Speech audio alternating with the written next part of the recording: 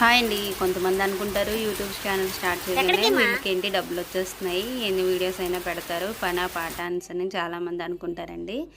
అది చేసే వాళ్ళకే తెలుస్తుంది. మనం ఒక వీడియో వైరల్ అవ్వాలంటే కొన్ని వేల వీడియోస్ అయితే అప్లోడ్ చేస్తూ ఉండాలి. మన టైం ఎప్పుడు వస్తుందా అనేది మనం వెయిట్ చేస్తూ ఉండడం తప్ప మనం చేసింది ఏం లేదని సంగతి చేసే వాళ్ళకే తెలుస్తుందండి. చూసే వాళ్ళది ఏముందండి, నరం లేని నాలుక ఎన్నైనా మాట్లాడుతుంది అన్నట్టు చూసేవాళ్ళు ఎన్నైనా అంటారండి. మనం వీడియో వైరల్ అయినంత వరకు మనం ఎంత కష్టపడతాం అనేది మనకే తెలుస్తుంది.